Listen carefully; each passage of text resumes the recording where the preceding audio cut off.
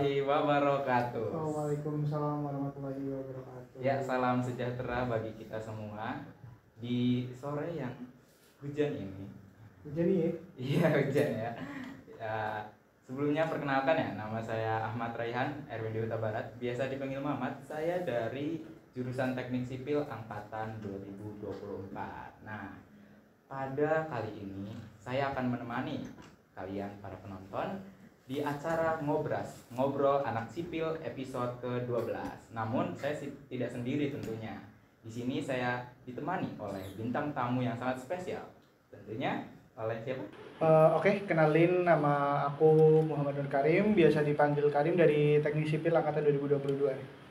Nah, jadi ada mahasiswa angkatan 2022 di sini. Nah, gimana nih Mas? Berarti Mas sekarang itu semester 7 ya Mas?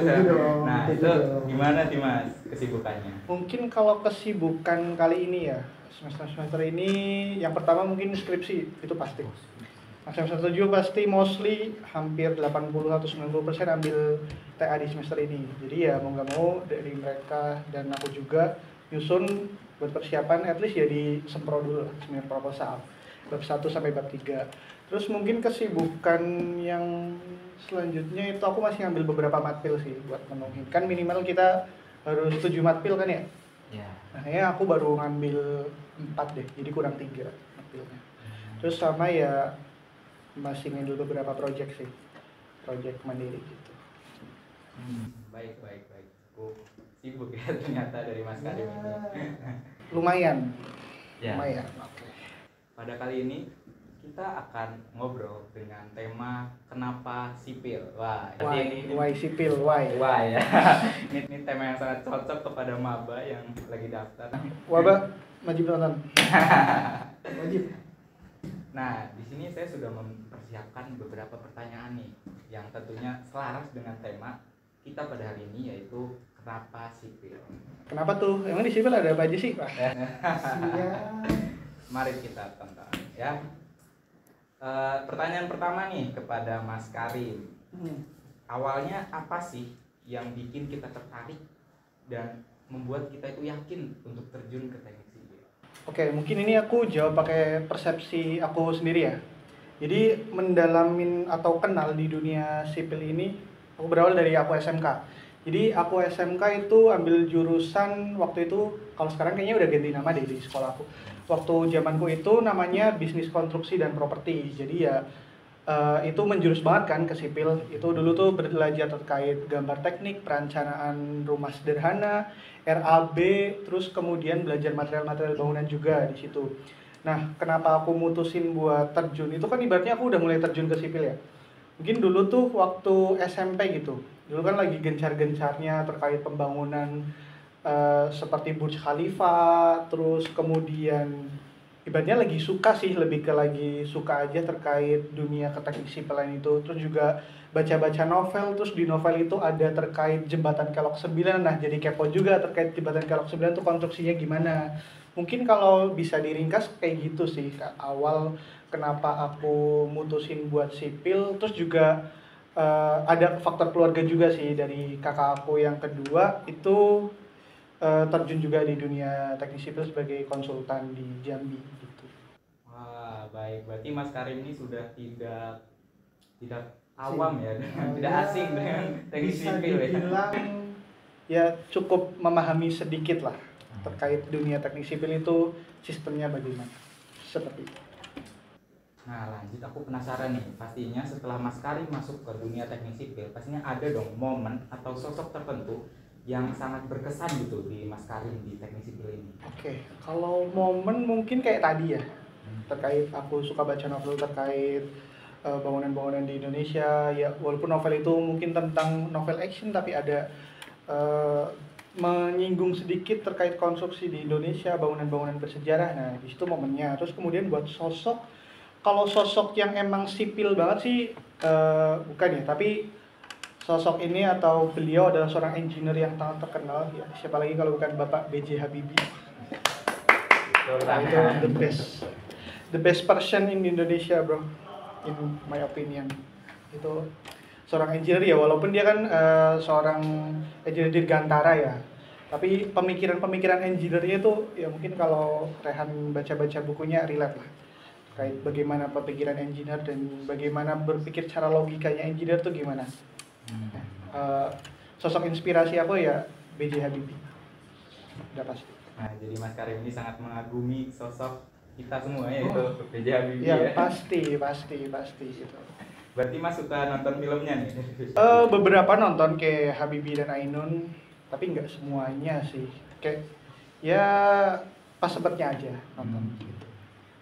Nah, ngomong-ngomong tentang sempet nih, di masa kuliah ini pastinya lebih sibuk dong dibanding masa SMK Mas Karim nih. Oh, betul banget. Wah, that's right.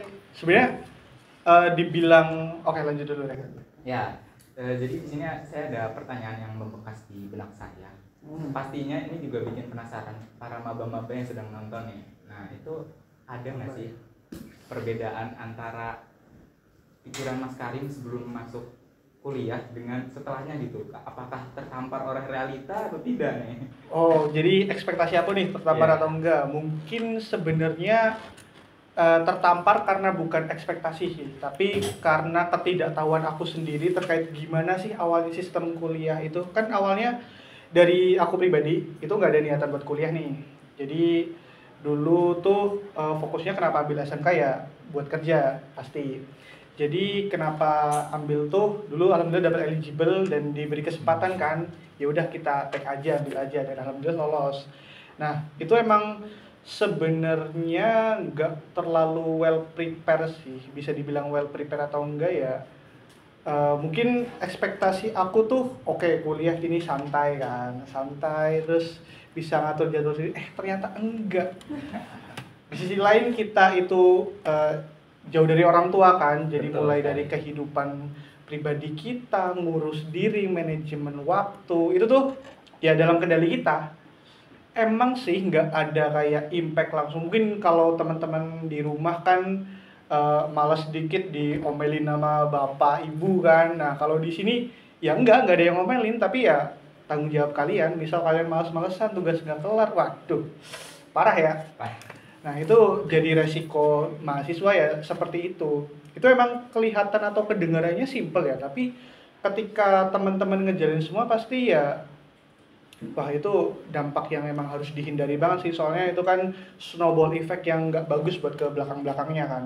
Nanti satu kali nggak ngumpulin tugas, terus nanti pas-masan yang lain dan sebagainya. Ibaratnya satu tugas nanti kan banyak tugas nih, nggak satu doang, numpuk ngefek ke yang lain. Nah itu lebih baik dihindari ya teman-teman. Oke, paling gitu sih terkait realita di perkuliahan kayak gini. Ya semuanya ada di diri teman-teman. Ya, jadi kita semua sekarang tahu nih, Mas Karim juga manusia yang bisa kangen orang-orang di rumah nih. Iya dong, pasti. Nah, selanjutnya ada pertanyaan lagi nih. Tentunya dengan wilayah di kuliah ini yang berbeda dengan wilayah kampung dari Mas Karim, tentunya pasti ada dong beberapa kultur shock dari Mas Karim sendiri ketika tiba di Fakultas Teknik Unsur. Oke, mungkin kalau culture shock sebenarnya nggak terlalu ngena ya kalau soal lingkungan di aku. Soalnya kan asal aku sendiri dari Kebumen deket lah, cuma ya 2 jam dari sini. Jadi secara culture itu nggak beda jauh sih. Mungkin culture-nya sendiri lebih ke culture gaya hidup aja. Jadi gaya hidup di rumah kan kita masih sama orang tua, terus kita main sama teman, terus teman-temannya ya teman-teman itu aja. Kalau di sini kan kita membangun relasi baru, membangun ekosistem baru. Mungkin shocknya di situ sih. Ya kalau dibilang, terus juga biasanya maba-maba kan pada apa nih, homesick ya? Ya, Homesick. Ya, biasa itu di kos aku juga ada tiap malam nangis. Waduh. Ya itu hal yang biasa sih. Ya pasti pernah homesick juga. Paling culture shocknya nggak terlalu ngena sih di aku, tapi pasti ada dikit.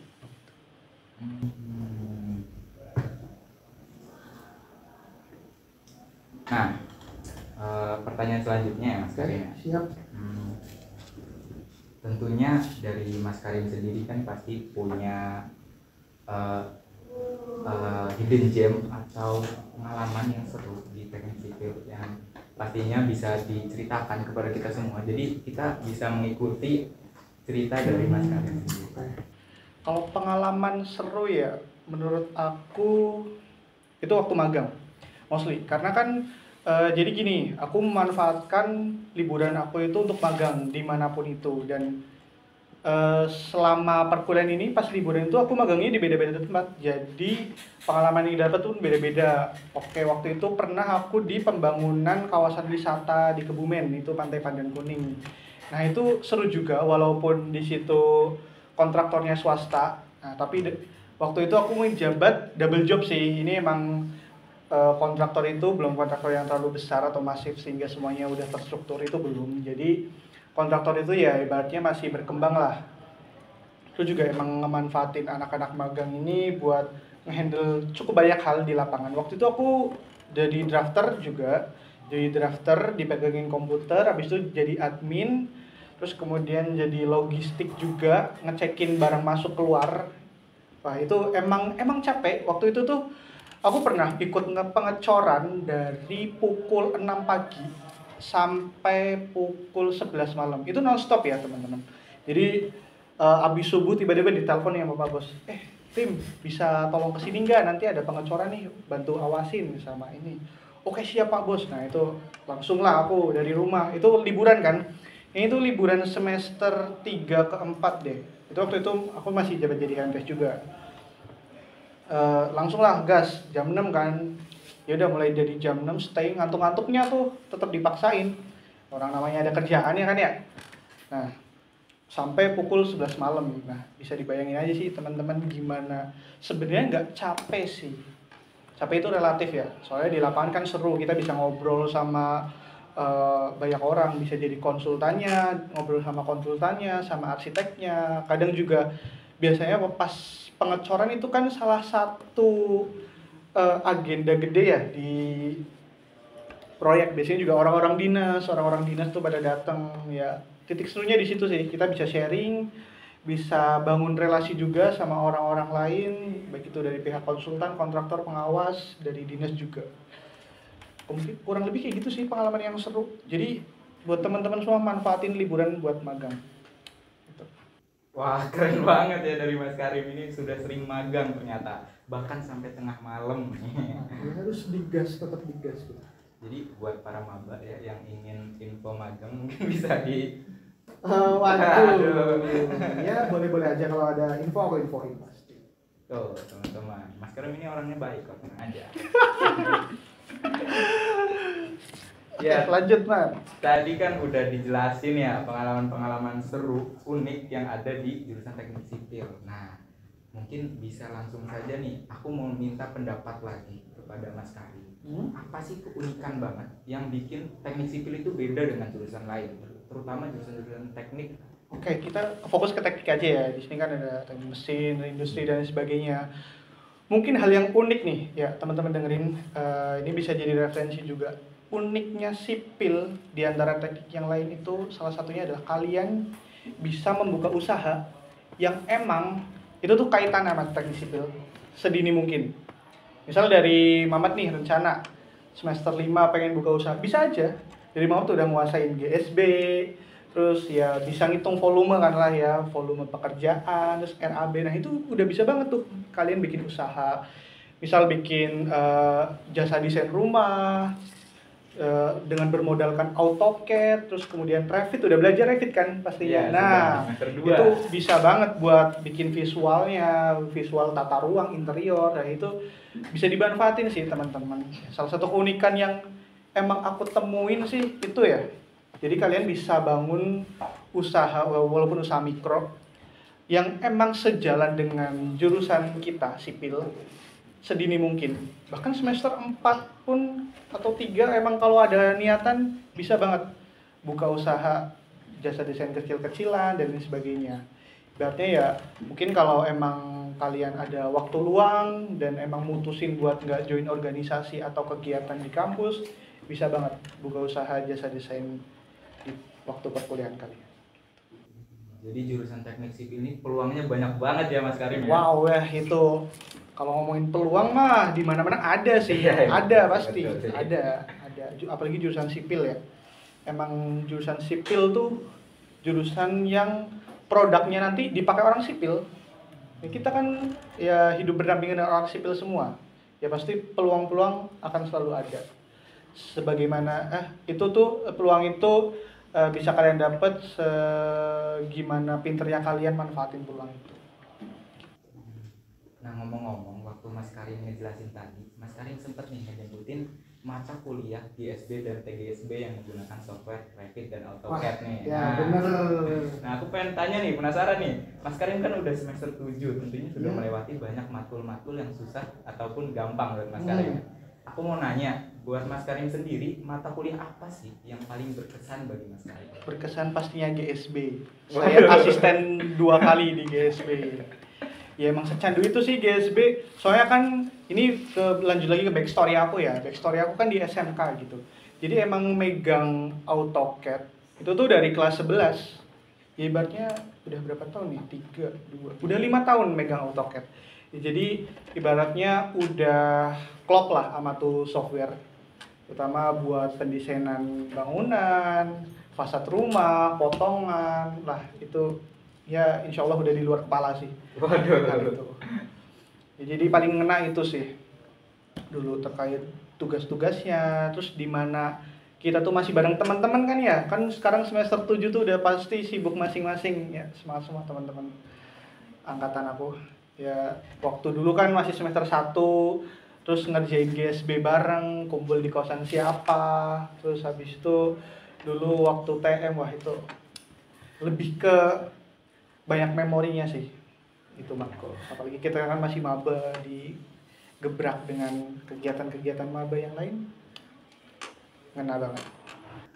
Ngomongin soal maba nih, tentunya kan sasaran dari ngobras anak sipil pada hari ini itu kan ditujukan untuk maba nih. Iya, betul banget. Maba 25 ya? Namun kan Mas Karim ini adalah mantan dari SMK ya, SMA Pembangunan lah ya. Iya, jadi pembangunan. otomatis tidak terlalu awam dengan dunia teknik sipil. Nah, aku pengen nanya nih, untuk para maba di luar sana yang masih awam, menurut Mas Karim itu tantangan apa aja sih yang harus dilewati oleh mereka? Yang paling utama dan yang pertama adalah rekayasa mekanika atau biasa disebut apa? Analisis struktur. Oh iya. Ya, betul banget. Pada relate kan semua relate. Nah, waktu maba gelagapan pasti. Pasti itu biasanya. Ya karena emang kan mostly dari teman-teman semua apalagi yang dari SMA kan ya mengenal fisika mengenal, tapi kan lebih ke nggak mengenal istilah-istilah aja sih. Sebenarnya konsepnya itu sama kayak fisika, gaya kali jarak ketemu momen dan sebagainya. Cuma emang dikemas dengan bahasa yang unfamiliar di kita.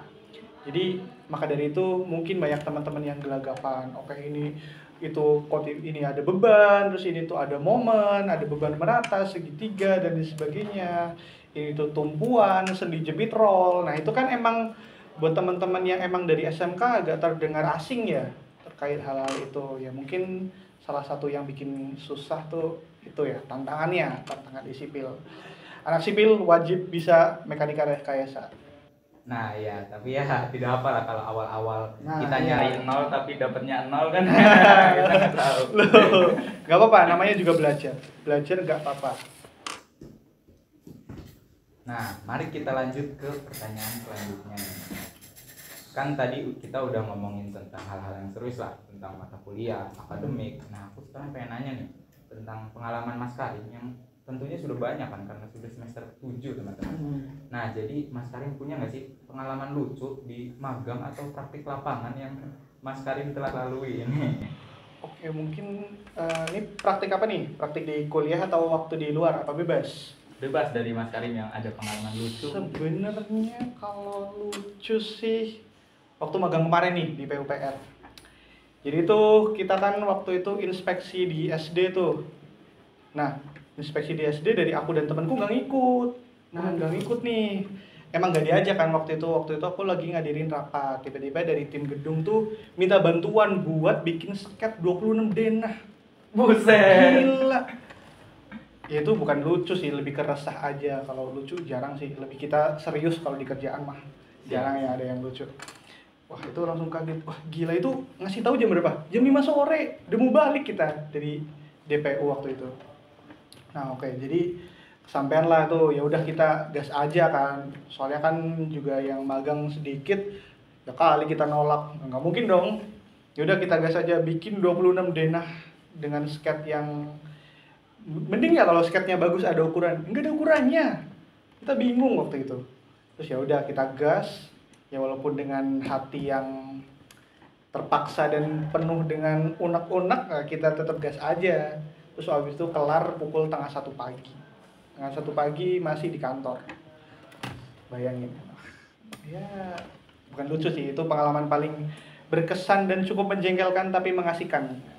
Ya bercampur aduk lah pokoknya waktu itu tuh. Gitu.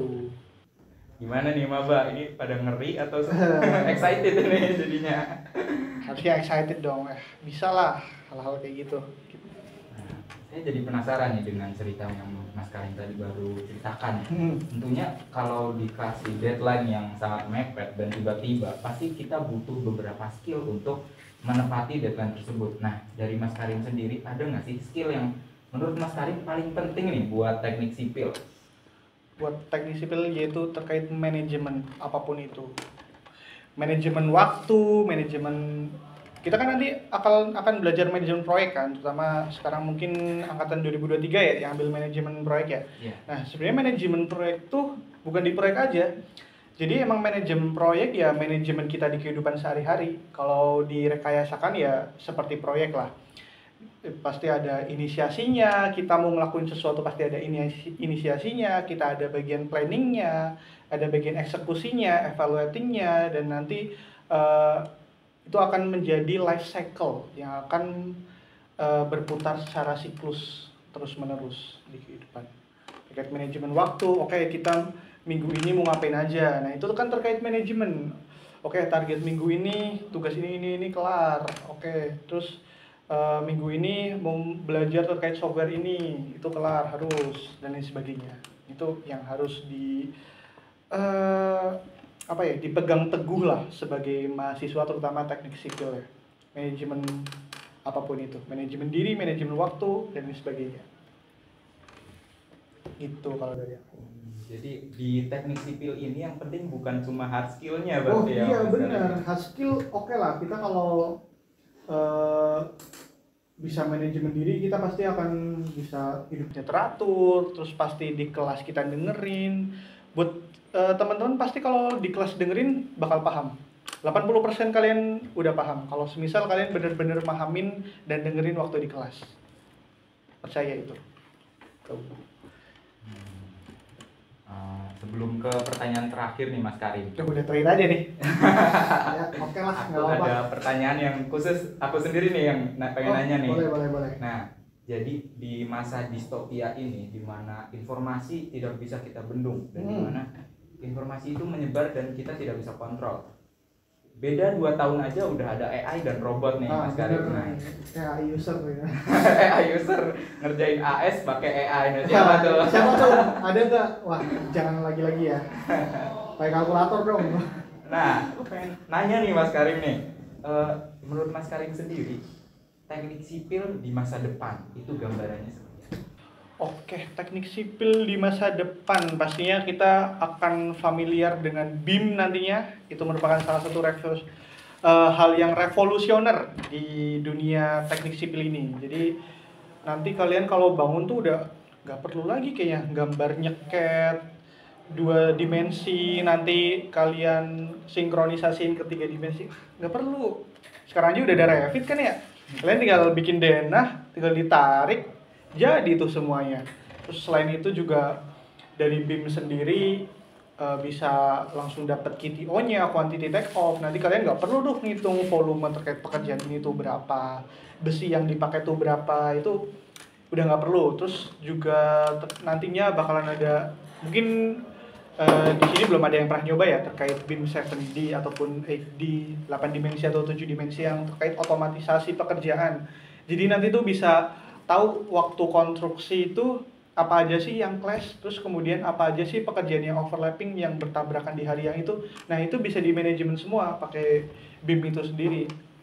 Nah, palingan ya ke depannya pasti BIM ini akan menjadi fondasi lah fondasi di dunia konstruksi ini. Karena emang dia tuh basisnya sistem ya, sistem informasi yang saling terkait satu sama lain, terus juga dari berbagai pihak bisa dalam satu environment atau lingkungan yang sama, sehingga kan aspek-aspek yang emang dituju dalam dunia teknik sipil, apalagi pas saat proses konstruksi itu tercapai semua di situ, mulai dari komunikasi, scope-nya, terus juga stakeholder manajemennya itu dalam satu basis yang sama, sehingga bikin pekerjaan dan juga kolaborasi itu jadi efisien banget. Pastinya di dunia teknik sipil ini BIM akan selalu dikembangkan, dan juga mungkin bakalan masuk ke SNI, terus kemudian proyek-proyek itu wajib pakai BIM dan ada standar tersendiri untuk BIM ini. Jadi semuanya serba otomatis lah. Itu juga nggak perlu mungkin di sini kalau aku kemarin magang di PUPR. Terkait perizinan sendiri aja, perizinan bangunan kan dulu masih manual tuh, kita ngajuin ke Dinas DPM PTSP, terus kita ngajuin ke PUPR, itu masih berbasis dokumen yang kita print, terus kita tanda tanganin dan diserahkan. Nah, kalau sekarang itu enggak, jadi sekarang itu basisnya OSS, one sign on, itu jadi kalian tinggal ngelengkapin datanya aja, nanti di PDF kan dan tinggal diupload gitu. Jadi nanti perizinannya bisa langsung terverifikasi sendiri sih di situ. Namanya itu SIMBG, Sistem Informasi Manajemen Bangunan Gedung. Dan yang tidak ke depannya itu bakalan dikembangin lagi sih. Soalnya waktu aku di DPUPR kemarin, emang itu software atau situs yang emang masih berkembang, yang emang perlu banyak banget pengembangan. Mungkin ya ke depannya bakalan kayak gitu sih untuk dunia teknik sipil ini. Dan pastinya bakal banyak banget peluang yang muncul dari industri ini. Para investor berarti membuka peluang baru ini, melihat peluang baru. Peluang banget nih. Berarti dari pendapat Mas Karim tadi sudah mematahkan nih stereotip jurusan teknik sipil adalah jurusan yang paling kuno di teknik. Oh, bukan yang kuno, tapi dia emang ilmu yang tertua lah, nenek moyangnya ilmu teknik. Salah satunya itu teknik sipil. Gitu. Tapi masa depannya cerah juga ya. Wah, cerah pasti. Ibaratnya semua keilmuan itu akan selalu berkembang apabila diikuti dengan kemajuan zaman. Itu pasti. Ya, yang penting kita bisa kolaborasi aja sih sama emang sistem informasi dan juga teknologi-teknologi yang udah ada. Itu pasti akan sustain, akan lanjut terus sustain itu. Ya, baik. Kita sudah ada di penghujung acara nih, guys. Nggak kerasa ya. Cepet banget. Berapa menit nih? Jadi di sini ada pertanyaan terakhir nih, yang menurut aku harus dikemas dengan sedikit filosofis ya mungkin ya. Waduh. Dari Mas Karim sendiri, ada nggak sih satu kalimat jikalau saya tanya kepada Mas Karim, kenapa sipil? Oke, ini jawabannya gimana nih? Satu kalimat atau satu paragraf nih? Yang banyak banget ya sipil ya. Emang kalau didefinisiin itu bikin rancu kalau dikit doang. Oke, kenapa sipil? Karena sipil itu kebutuhan kita. Rumah, jalan, terus juga kemudian bangunan-bangunan lain, irigasi. Itu kebutuhan kita semua kan, yang emang satu dan lainnya itu saling berkaitan. Mengapa ilmu sipil itu sangat penting? Karena yaitu ilmu sipil itu produknya akan menjadi kebutuhan orang sipil. Gitu. Jadi kenapa why sipil? Ya, civil is us. Sipil adalah kita. Civil is us, guys. Mungkin simpelnya gitu sih. Kalau emang mau dijabarin, wah 3 SKS kayaknya. Kenapa sipil? Gitu. Ya, mungkin sekian episode 12 dari Ngobrol Anak Sipil nih. Saya mau ngucapin terima kasih banyak kepada Mas Karim. Oke, sama-sama. Panutan kita semua nih, Mas Waduh. Karim nih. Ya, dicontoh yang baik-baik aja. Semoga Mas Karim diberi kelancaran dalam setiap urusan. Amin ya Allah, amin amin amin. Ya, mungkin sekian. Terima kasih Mas Karim. Oke, sama-sama.